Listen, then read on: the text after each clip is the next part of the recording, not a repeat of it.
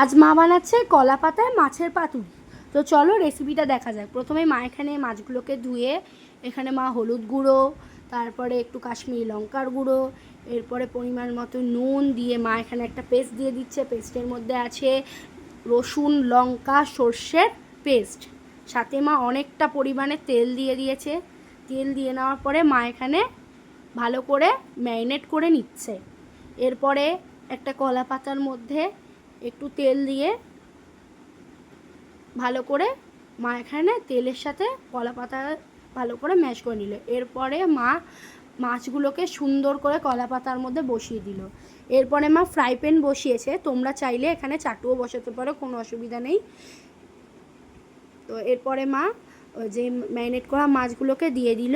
এরপর নিচেরগুলো ভাজা হয়ে গেলে তোমরা নাবিয়ে নিয়ে একটা থালার মধ্যে নাবিয়ে নেবে। নিয়ে নেওয়ার পরে ওপর দিয়ে কলা পাতা চাপা দিয়ে মাছটাকে উল্টে নেবে। উল্টে নেওয়ার পরে ওপরের যে পোড়া কলা পাতাটা ওটা উঠিয়ে নেবে। এরপরে মাছটা আবার চাটুতে বসিয়ে দেবে, দিয়ে অনেকটা পরিমাণে তেল দিয়ে মাছটা একটু ভাজা ভাজা হতে দেবে। এরপরে মাছটা ভাজা ভাজা হয়ে এলেই আমাদের হয়ে যাবে রান্না। তো টাটা।